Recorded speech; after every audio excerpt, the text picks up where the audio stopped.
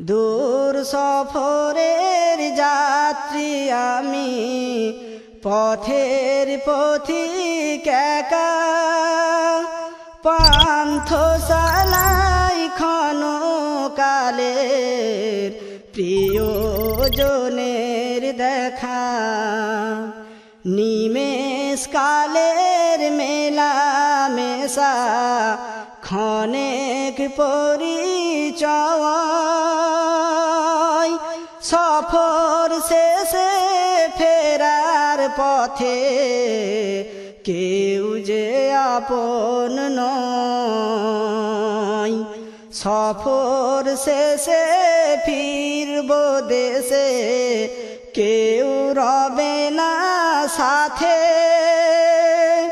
সব কিছু আজ ছাড়ি আমি, চলুন